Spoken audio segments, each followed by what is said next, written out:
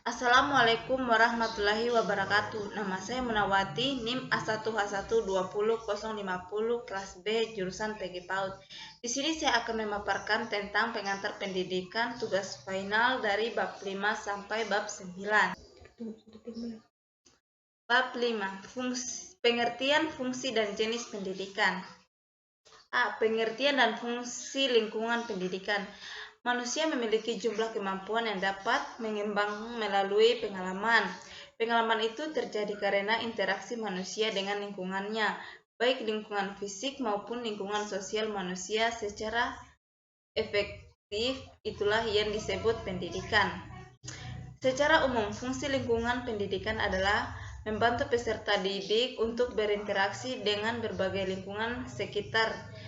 Maksudnya fisik, sosial, dan budaya, utamanya berbagai sumber daya pendidikan yang tersedia agar dapat dicapai tujuan pendidikan yang optimal. B. Tripusat pendidikan. 1. Keluarga. Keluarga merupakan pengelompokan primer yang terdiri dari sejumlah kecil orang karena hubungannya semenda dan sedara. 2. Sekolah. Di antara 3 pusat pendidikan, sekolah merupakan sarana yang secara sengaja dirancang untuk melakukan pendidikan. 3. Masyarakat. Fungsi masyarakat berbagai pusat pendidikan sangat tergantung pada taraf perkembangan dari masyarakat untuk serta sumber-sumber belajar yang tersedia di dalamnya. C. Pengaruh timbal balik antara tripusat pendidikan terhadap perkembangan peserta didik. Bab 6. Aliran-aliran pendidikan. A. Aliran klasik dan gerakan baru dalam pendidikan. 1. Aliran-aliran klasik dalam pendidikan dan pengaruh terhadap pemikiran pendidik di Indonesia. A. Aliran empirisme, yaitu mementingkan stimulasi eksternal dan perkembangan manusia. B. Aliran nativisme, yaitu menekankan kemampuan dalam diri anak sehingga faktor lingkungan termasuk faktor pendidikan kurang berpengaruh terhadap perkembangan anak. C. Aliran naturalisme, yaitu Rousseau berpendapat bahwa semua hak anak yang baru lahir mempunyai pembawaan buruk. Pembawaan baik anak akan menjadi rusak karena dipengaruhi oleh lingkungan. D. Aliran konvergensi. Menurut William Stern berpendapat bahwa seorang anak dilahirkan di dunia disertai pembawaan yang baik dan buruk.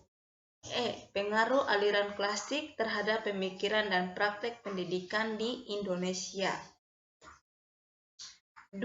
Gerakan baru pendidikan dan pengaruhnya terhadap pelaksanaan di Indonesia. A. Pengajaran alam sekitar. B. Pengajaran pusat pendidikan. C. Sekolah kerja. D. Pengajaran proyek. Dan E. Pengaruh gerakan baru dalam pendidikan terhadap penyelenggaraan pendidikan di Indonesia. B. 2 aliran pokok pendidikan di Indonesia. 1. Perguruan kebangsaan taman siswa, yaitu A. Asas dan tujuan taman siswa. B. Upaya-upaya pendidikan yang dilakukan taman siswa. 2. Ruang pendidik INS Kayu Tanaman. Asas dan tujuan ruang pendidikan INS Kayu Tanam. 1. Berpikir logis dan rasional. 2. Keaktifan atau kegiatan. 3. Pendidikan masyarakat. 4. Memperhatikan pembawaan anak. 5. Menentang intelektualisme. B. Usaha ruang pendidik INS Kayu Taman. C. Hasil-hasil yang dicapai ruang pendidik INS Kayu Taman. Bab 7. Permasalahan pendidikan. A. Permasalahan pokok pendidikan dan penanggulangannya. Ada 2 masalah pokok yang dihadapi oleh dunia pendidikan di tanah air kita, yaitu A. Bagaimana semua warga negara dapat menikmati kesempatan pendidikan. B. Bagaimana pendidikan dapat membekali peserta didik dengan keterampilan kerja yang mantap untuk dapat terjun ke dalam kancah kehidupan bermasyarakat. B. Jenis pendidikan pokok pendidikan. 1. Masalah pemerataan pendidikan, yaitu pemecahan masalah pemerataan pendidikan. 2. Masalah mutu pendidikan, yaitu pemecahan masalah mutu pendidikan. 3. Masalah efisiensi pendidikan, yaitu masalah efisiensi dalam penggunaan prasarana dan sarana. 4. Masalah referensi pendidikan, yaitu saling berkaitan antara masalah-masalah pendidikan. D. Faktor-faktor yang mempengaruhi berkembangnya masalah pendidikan. 1. Perkembangan iptek dan seni. 2. Laju pertumbuhan penduduk. 3. Aspirasi masyarakat. 4. Keterbelakangan budaya dan sarana kehidupan. Permasalahan aktual pendidikan dan penanggulangannya terbagi atas 2. 1. Permasalahan aktual pendidikan di Indonesia. 2. Upaya penanggulangannya. Sudah berapa? Bab 8. Sistem pendidikan nasional.